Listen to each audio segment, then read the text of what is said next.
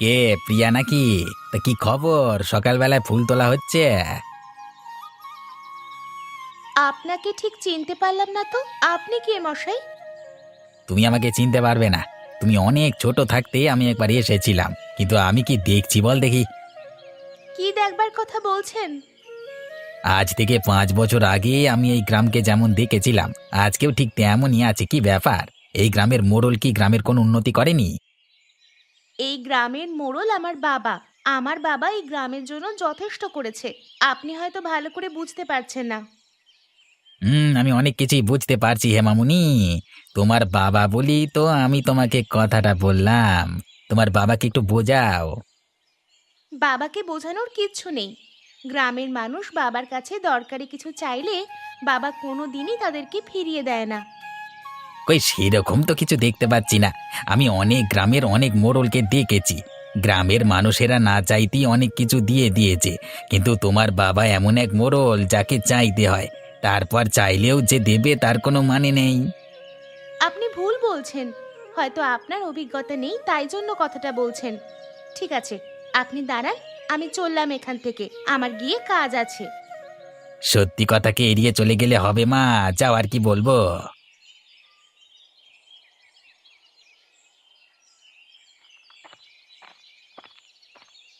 কি মতিচ্ছন্ন যে ধরেছে তোমার, কে জানে বাবা।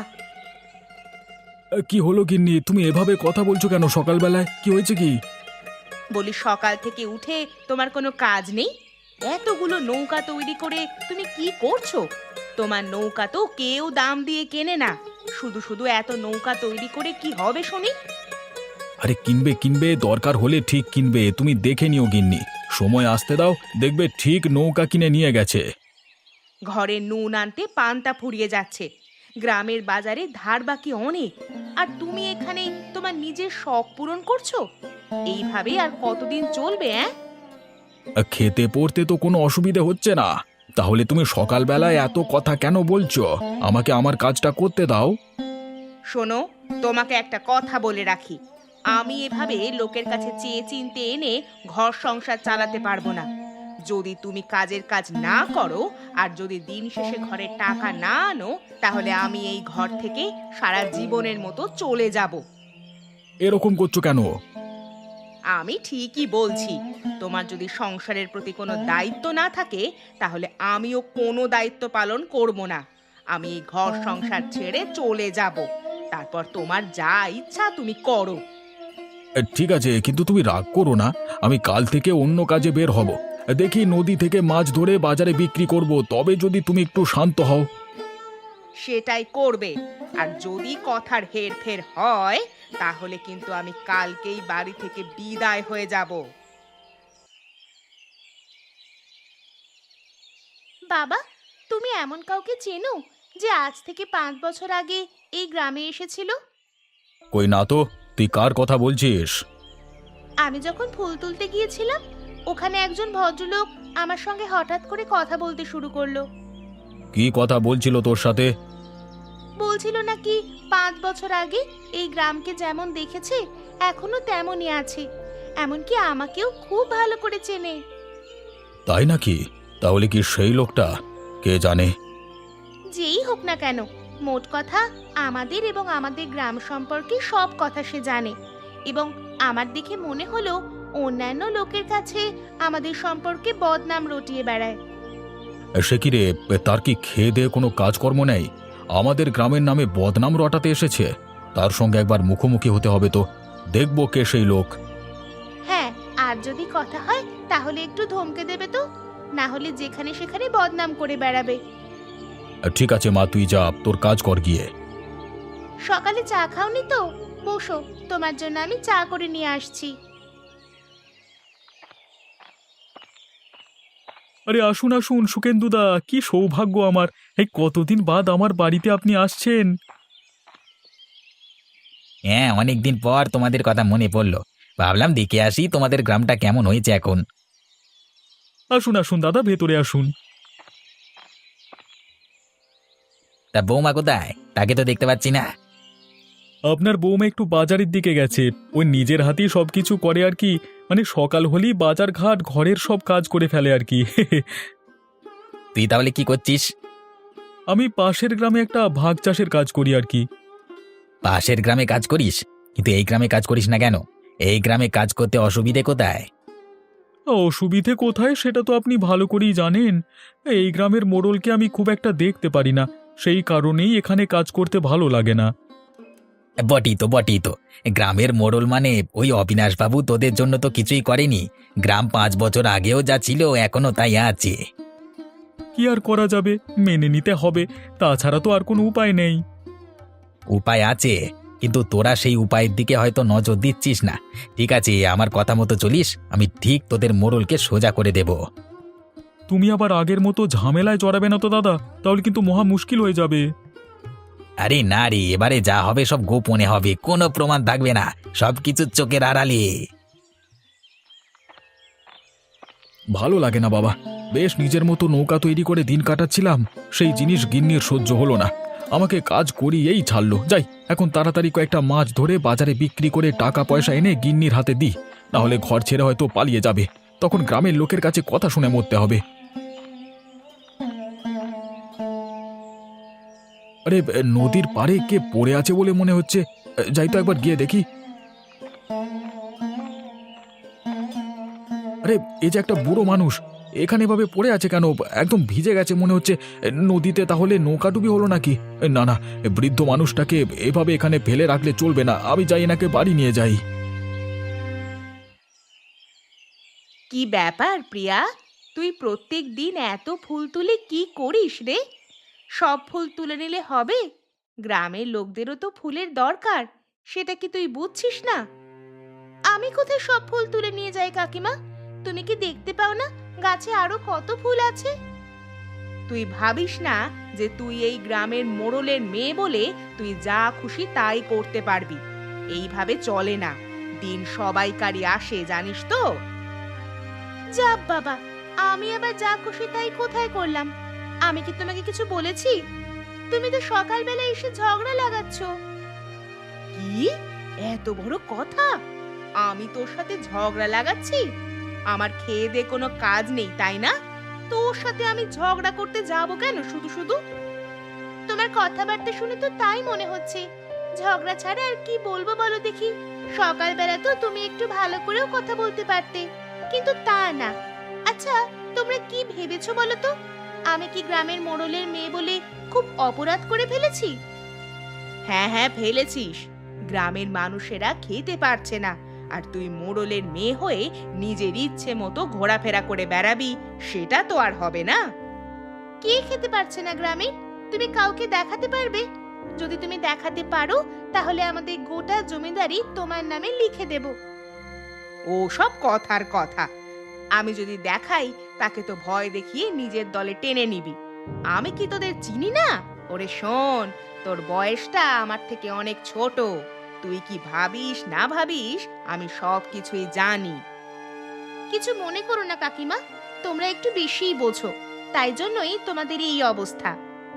কি আমাকে এত বড় কথা? আমি তোদেরকে দেখে নেব, কাউকে ছাড়বো না আমি।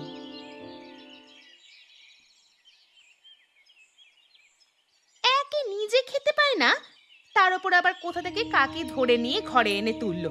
এখন বোঝো, একে খাওয়াবে কে শুনি? ওরকম করে কথা বলছো কেন তুমি? একজন অসুস্থ মানুষকে আমি নদীর ধারে দেখতে পেলাম, তাকে আমি ছেড়ে দিয়ে চলে আসবো, এ তোমার কেমন মনোভাব? তুমি আমাকে ছোট দেখাবার চেষ্টা করবে না, এই বলে দিলাম। আমি কি ভুল কথা বলেছি শুনি? ওকে যে তুমি নিয়ে এসে ঘরে তুললে, তবে দেখাশোনা কে করবে? কেন, তুমি আছো তো, তুমি দেখাশোনা করবে, অসুবিধা কোথায়? আমি দেখাশোনা করতে পারবো না, আমার তো আর খেয়ে দে কাজ নেই না। ঘরের খেয়ে বনের মোষ তাড়ানো আমার দ্বারা হবে না, এই বলে দিলাম। তুমি ধরে নাও না, এটা আমার বাবা। আমার বাবা যদি আজকে ঘরে থাকতো, তুমি কি তাকে সেবা না করে থাকতে পারতে? হ্যাঁ পারতাম। আমার জীবনটা আমি সেবা দান করে কাটাতে পারবো না। একই কিছু পাইনি সারা জীবনে।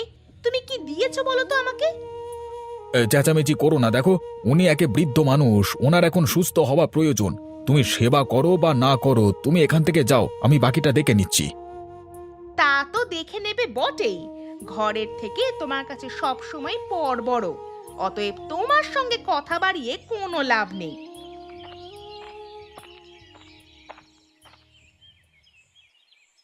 আমাকে জানতেই হবে কি কারণে ওইভাবে ওখানে পড়েছিলেন উনি, কিন্তু ওনার যে এখনো জ্ঞান এলো না সেটাই হচ্ছে কথা, কখন যে জ্ঞান আসবে।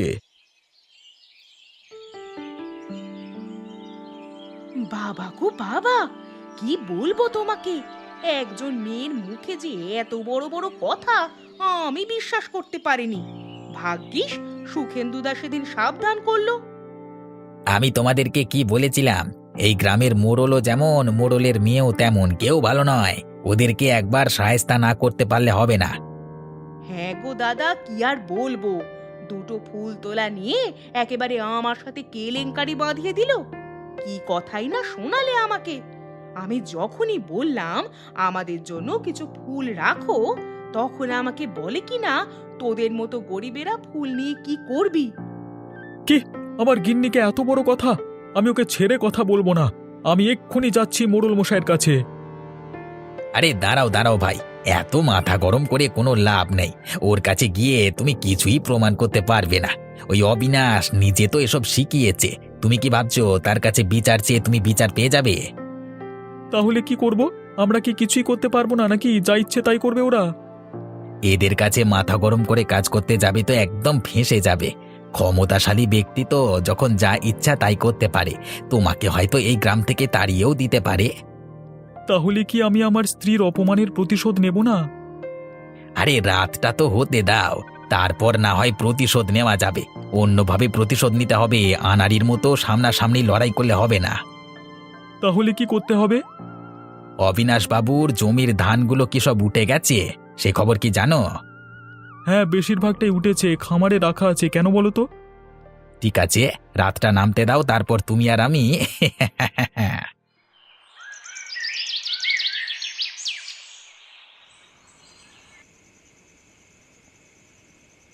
এবার কি করবে দাদা? আশপাশটা ভালো করে তাকিয়ে দেখে নে তো, কেউ কোথাও আছে কিনা। যদি থাকে তাহলে কিন্তু সমস্যা হয়ে যাবে। না দাদা, এত শীতে কেউ জেগে থাকে না, সবাই ঘরে এখন নাকে তেল দিয়ে ঘুমাচ্ছে। ঠিক আছে, তাহলে এই হলো সময়। এরপরেই ধানের গাদায় আগুনটা লাগিয়ে দিয়ে চল আমরা কেটে পড়ি।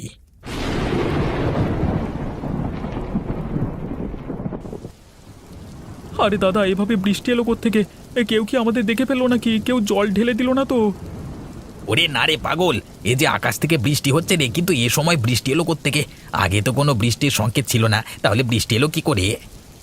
দাদা চলো এখান থেকে কেটে পড়ি, এত বৃষ্টিতে ভিজলে শরীর খারাপ করে যাবে, তখন আবার সর্দি জ্বর হলে অসুবিধে আছে। কিন্তু আমাদের পরিকল্পনাটা যে সার্থক হলো না রে। পরিকল্পনা পরে সার্থক করা যাবে, যা বৃষ্টি নেমেছে, ওরে বাবা রে বাবা, থাকা যাবে না দাদা, চলো চলো কেটে পড়ি এখান থেকে, চলো। এখন কেমন লাগছে কাকা তোমার? শরীর অনেকটা সুস্থ রে বাবা। তুই যদি আমাকে উদ্ধার না করতিস তাহলে হয়তো আমি কোথায় মরে পড়ে থাকতাম এতক্ষণ।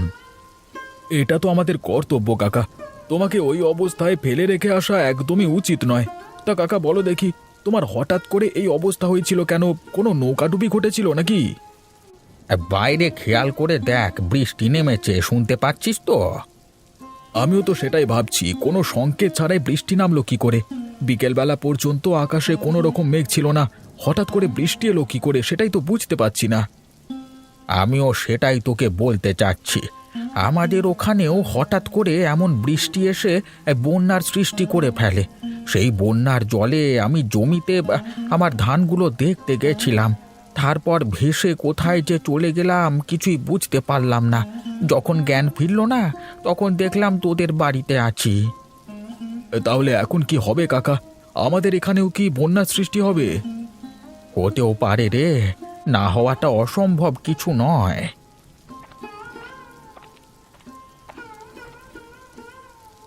বাইরে বৃষ্টি নেমেছে, সে খেয়াল কি আছে? তাতে আমি কি করব? আমি কি বৃষ্টিতে দাঁড়িয়ে ভিজবো? আমি কি সে কথা বললাম নাকি? তুমি সব সময় বাইরের লোকের সামনে আমাকে অপমান করো কেন বলো তো? আচ্ছা বলো, তুমি কি বলতে এসেছো? তোমাদের জন্য খাবার রান্না করছি গরম গরম, তার উপর আবার এই বৃষ্টি। এ সময় গরম খাবার খেতে খুব ভালো লাগবে। বেশ, তো তুমি তাহলে খাবার তৈরি করে রাখো, হলে আমাদেরকে ডাক দিও, আমরা গিয়ে খেয়ে আসবো। তোমার গিন্নিটি একটু রাগী নাকি বলো তো? আর কি বলবো কাকা, সব সময় যেন কথা শুনিয়েই যাচ্ছে। ভালো ভালো, এভাবে ঝগড়া খুনসুটি করে তোমরা দুজনে থাকো তাহলেই ভালো হবে। কিন্তু এখন সমস্যা হলো, এইভাবে যদি বৃষ্টি হয় তাহলে আমি এখান থেকে বের হব কি করে? আপনি কিছুদিন থাকুন না, বৃষ্টি কমলে তারপর না হয়ে যাবেন। আমার কাছে নৌকা বানানো আছে, আমি আপনাকে দিয়ে আসবো, কোনো চিন্তা করবেন না।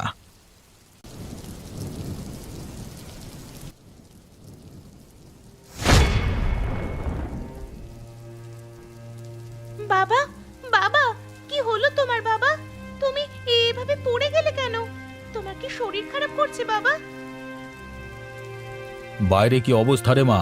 এই যে প্রচন্ড বৃষ্টি শুরু হয়েছে, এরকম হলে আমাদের ধানগুলো কি অবস্থা হবে রে?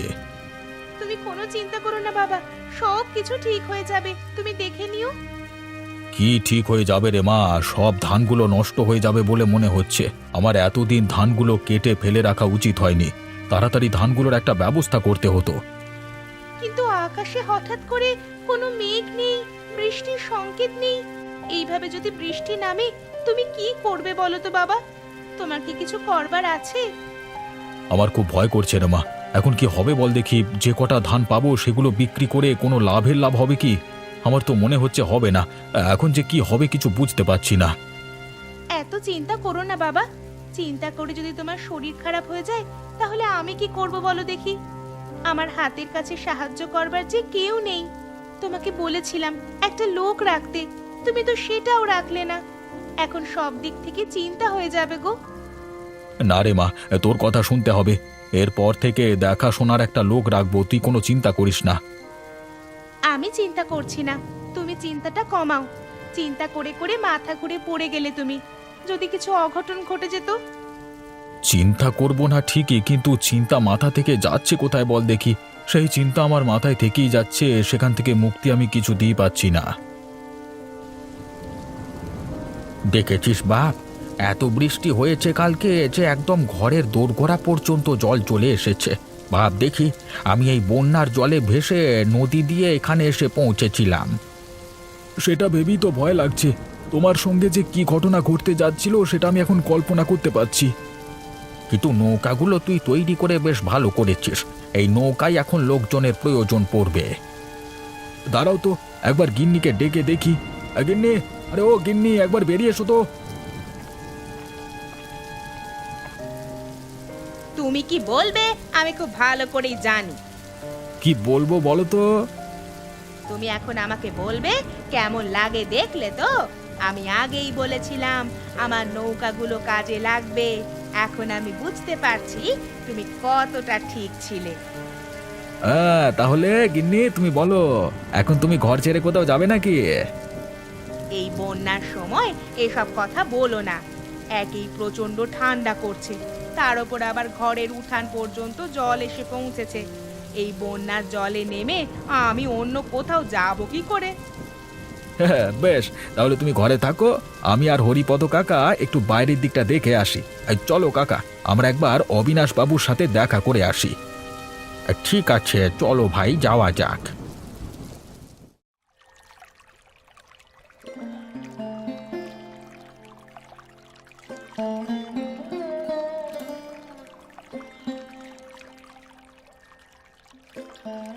আরে ও অবিনাশ বাবু, বেরিয়ে আসুন আর দেখে যান, আমি নৌকা নিয়ে আপনাদের এখান থেকে নিতে এসেছি। এ কি হয়ে গেল বলো তো? হঠাৎ করে এভাবে যে বন্যা দেখা দেবে সেটা তো বুঝতে পারিনি। ছাড়ুন না, যেটা হয়ে গেছে সেটা তো আর আপনি আটকাতে পারবেন না। অতএব যা হয়েছে হতে দিন। এখন চলুন চারিদিকটা একবার ঘুরে দেখি। প্রিয়া মা, যাবে নাকি? চলো কাকা, বন্যার জল একবার ঘুরে দেখা যাক।